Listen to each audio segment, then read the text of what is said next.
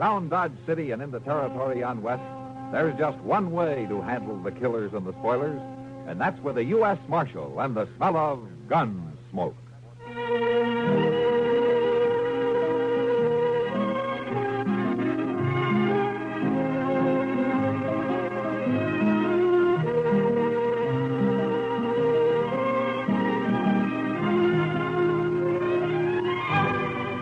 Gunsmoke, starring William Conrad, the story of the violence that moved west with young America, and the story of a man who moved with it. I'm that man, Matt Dillon, United States Marshal. The first man they look for and the last they want to meet.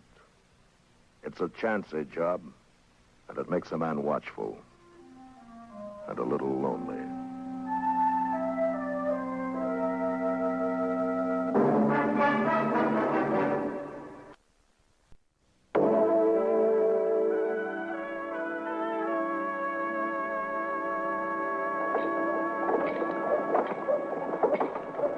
Matt, say, do you mind stopping in Jonas's store for a minute?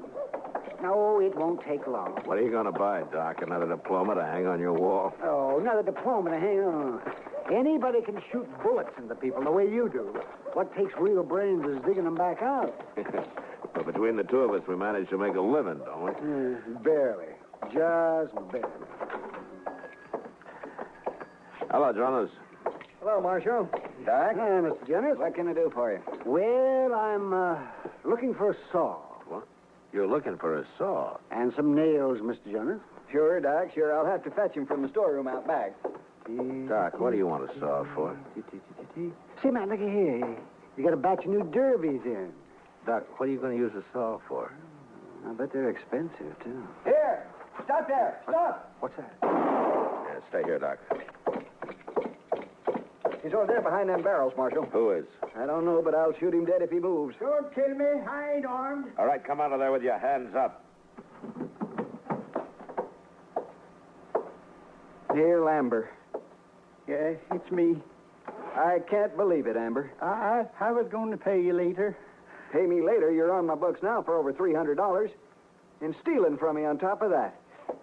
Marshal, I want this man arrested. Were you stealing, Amber? No, I never stole nothing in my life. I was going to pay him later. Then what was you doing running off with that sack of seeds? I had to have them seeds, Mr. Jonas. I got to raise something. My wife and I are about to starve out there. Out where, Amber? A little patch of land near Pawnee Wells, north of here, Marshal. Ain't much. We had nothing but bad luck. I've been keeping you going for nearly a year, Amber.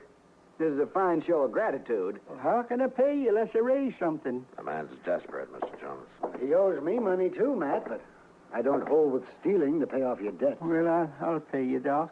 Someday I will. But right now, we got nothing. That's good land up there, Amber. What's been your trouble? Everything, Marshal. First, I raised a little corn. Then Pete Fletcher's cattle busted in and ruined it. And then Mrs. Amber's goats swelled up and died. She had two of them. She always wanted goats. All her life she wanted them. And then some mean devil shot one of my horses. And, I don't know what all, Marshal. We just ain't making out very good. It's still no excuse for thieving, Amber. You throw him into jail, Marshal. Amber, you take your seeds and you go on home. What? You can put them on my bill, Mr. Jonas. You mean you're going to turn him loose? Go on, Amber. Oh, thank you, Marshal. I won't forget this. It's a fine thing when the law starts encouraging crime. I hold you guilty as he is, Marshal Dillon. Come on, Doc. Let's get out of here.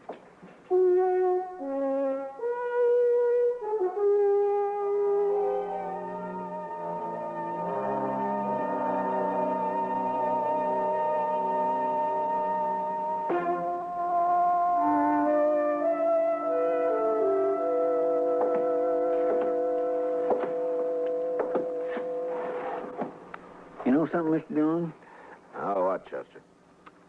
If the government would maybe cough up a little expense money, I got an idea. No, the government won't even supply me with ammunition, Chester, but go ahead. Well, sir, if we was to buy 2 or 3 buffalo hides and kindly sew them together, we could make a nice rug for this office. And it wouldn't make so much noise, people clomping around all the time. Well, I tell you, Chester, I'll have to take that up with Washington, but in the meantime, you work on some other ideas. All right, sir, I got a whole... Hello, Marshal. Chester? Well, if it ain't Pete Fletcher. Hello, Pete. Marshal, I heard about your refusing to arrest Neil Amber yesterday. Oh? Seems like a lot of people have. I'm a cattleman, Marshal, and I got no use for sodbusters, especially when they don't know when to quit, like them Ambers. There's room enough out there for everybody, Pete. Not for thieves, there ain't. I don't think Amber will try to steal anything again. I come to tell you you're wrong, Marshal. Oh, why? Well, one of my riders, Jim Baird, found a calf in Amber's shed. Been stole, slaughtered, and half skunned. One of your calves? Wearing my brand. Baird standing guard over it right now. Look, Pete, the Ambers are nearly starving. What's one calf to you? Well, now, is there a law against cattle thieving, Marshal, or ain't there? Yeah, there is. Then you do something about it. All right. I'll ride out and have a look. I want that woman arrested, Marshal. Woman? Well, it happened yesterday while he was in town. And if Mrs. Amber wasn't a woman, I'd have shot her.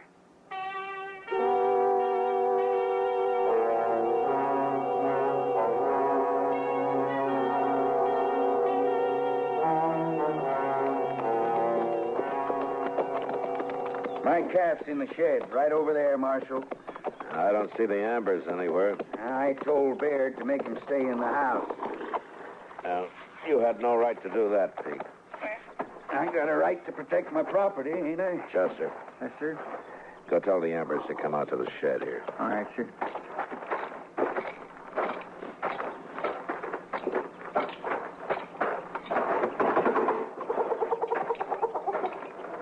I was thinking you'd never get back, Pete.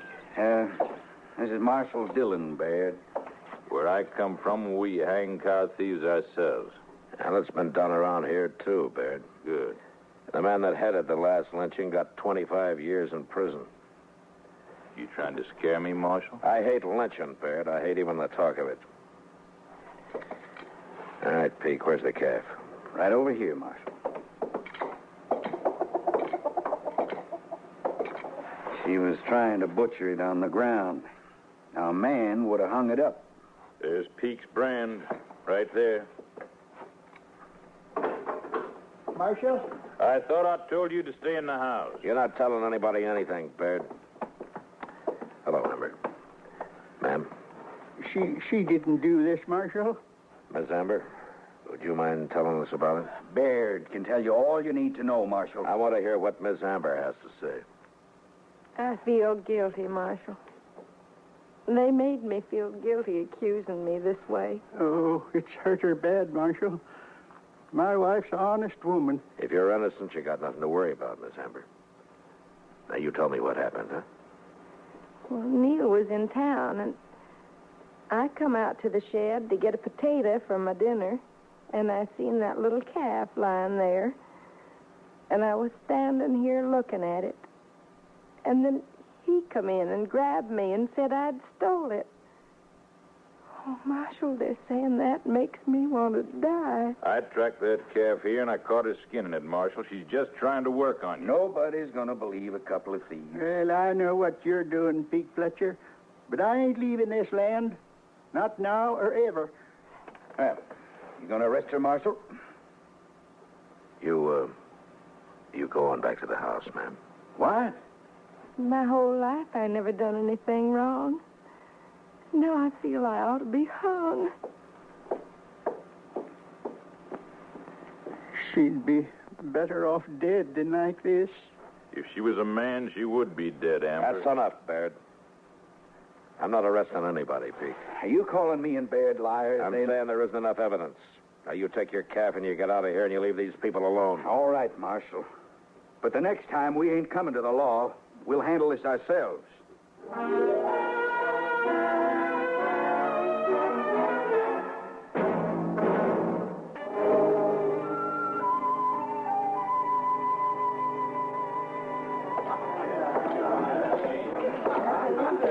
Evening, Matt.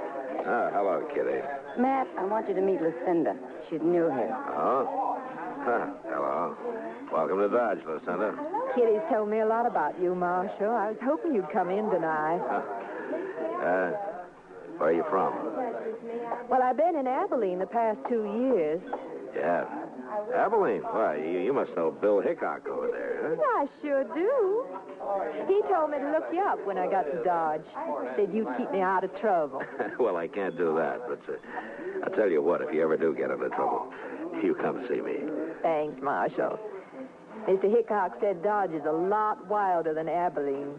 Is that true? And I don't know, but you'll soon be able to judge for yourself. But I won't be here very long, Marshal. I'm working my way out to California. She's got a man in California, Matt. Oh, well, fine. I hope you make it, Lucinda. Thanks, Marshal. I'll see you later. Sure. She's a nice girl. Yeah, all girls are, Kitty. Look, I just made $50. Yeah. I hope you're not going to put it back in the game. No. I'm through with Phil. I might buy into that poker game a little later, though. Well, you can have Chester's seat in a few minutes. I'm going to put him to work. Chester was telling me about the Ambers, Matt. I feel awful sorry for that poor woman. Yeah, so do I. Kitty, there's nothing I can do about it. You don't think she's guilty, do you? Well, it can't be proven either way. But one way or another, Pete Fletcher's managed to get rid of ever Nestor anywhere near him. Except for the Ambers, huh? Yeah. It's like he says, they're pretty stubborn. Oh, Matt, isn't this that fella Baird? Oh, yeah. I was kind of hoping he'd broken his neck somewhere. Evening, Marshal. Ma'am? It's Miss, not that it matters. All right, miss. I come by the Amber place today, Marshal. You made a big mistake the other day. Oh, did I? Yeah, you sure did. You remember how Amber kept saying his wife would be better off dead? Well, he's sitting out there now, and he won't even look at you or talk, and the woman ain't nowhere around, Marshal. I think Amber's gone and killed her, that's what.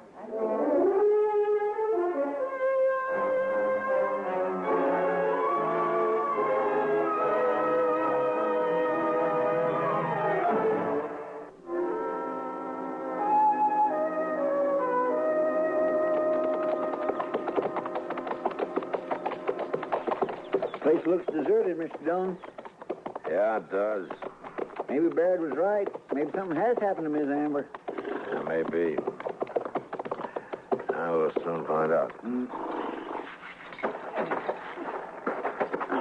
Now we'll try the house first. Well, look yonder. That door is wide open. Amber? Anybody home? Now, let's take a look inside, Chester. I don't much like the idea of just walking into somebody's house. Neither do I, but... Well, there he is. Yeah.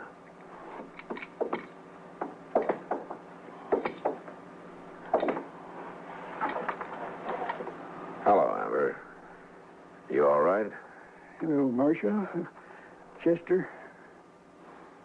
Well, how long have you been sitting here like this? I don't know. Where's Miss Amber? Where's your wife? Why, she went away, Marshal. She went away? Well, where? Yeah, she went away. Back east. Home. When did she go? The other day. Did you have an argument with her or something? Is that why she went away? Oh, I loved her, Marshal. She's all I had. Chester, come on outside a minute. Yes, sir. That's Amber's horse down there in the corral. That's the only one he's got. By golly, that's right. And I'm going back and try to talk to him. You take a look around. You take a good look around, huh? I understand. But I sure do hope I don't find nothing. Well, if you do, you come in and tell me. All right, sir.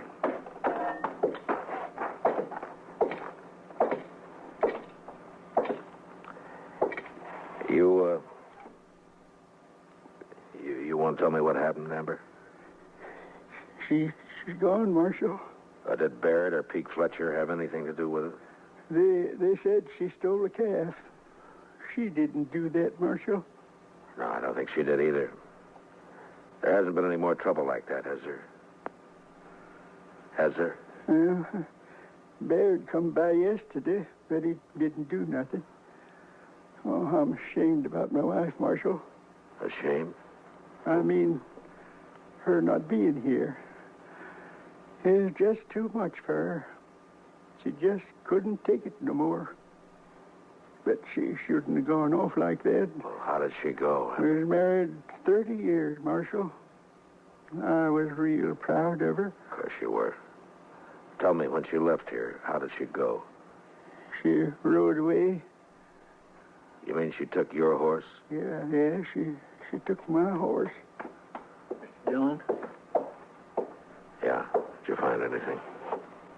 Yes, sir, I sure did. Laying under a blanket right out in the shed there. He didn't even bury her. She'd been shot, Mr. Dillon.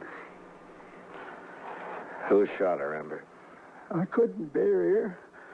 I couldn't get that near her yet. Did you shoot her? Tell me. I shot her, Marshal.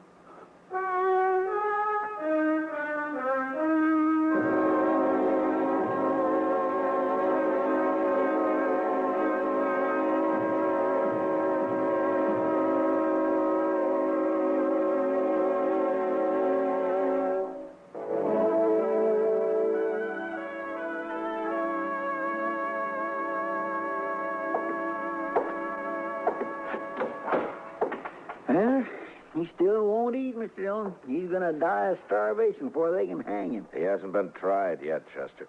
Well, no, sir. You keep taking his meals, and he'll eat sooner or later. Hello, Marshal. Hello, Deke. Baird. Guess you'll believe me next time I tell you something, Marshal. What do you want here? When they going to hang Amber? When and if a judge in a court of law says so, Peek. He'll hang. Meantime, I'm going to burn that house and shed of his down before some other nester takes a notion to move into that place. You do that, and I'll throw you in jail. What? You've done enough to Amber. Both you and Baird. Are you accusing me of anything direct, Marshal? If I could, I'd have you both tried. Now, you better be careful what you're saying. Oh, never mind, Peek. Looks like we won anyway. All right, get out of here, both of you. Come on, Baird.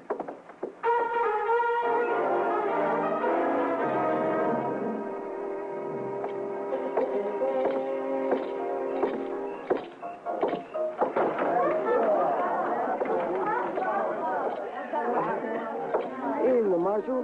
What'll it be? Glass of beer, Sam. Sure. Say, Marshal, Yeah. that fella Baird over there's been making a lot of talk about you. Yeah, Pete Fletcher, too, probably, huh? Not like Baird. That's okay, Sam. Well, I thought you ought to know. Thanks. I'll get you a beer, Marshal. Mr. Dillon? Yeah, what's the matter, Chester? Neil Amber. He's gone. What? I unlocked his cell to bring him some supper, and then I must have went off and forgot to lock it up again. He took one of our rifles, too. Well, let's go find him. Oh, wait, Mr. Dillon, look. What? There he is. He just come in. Over there by Baird and Pete Fletcher. Yeah, come on. I'm going to kill you. Hold it, Amber.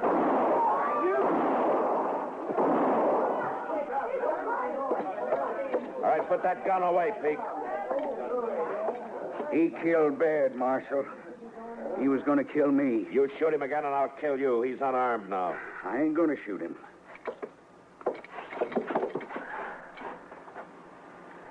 That hit him right in the chest. Go get Doc, Chester. Yes, sir. Amber, Doc will be here in a minute. He can't help me.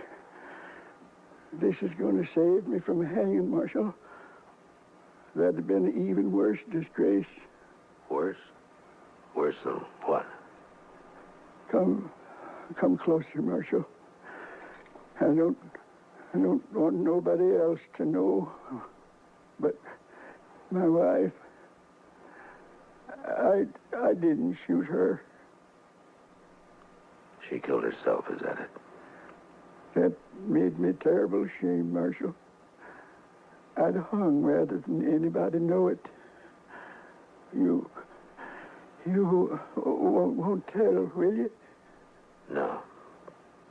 No, I won't tell. Marshal, you've been good to me. Thanks.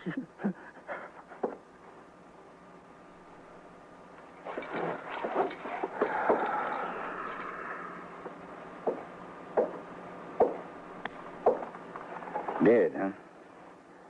Well, you ought to thank me, Marshal. Saved the law the expense of a rope. He didn't kill his wife, Peake. What? You did. You were trying to double him off her land, making her look like a thief did it. And I'd see you hung for it if I could.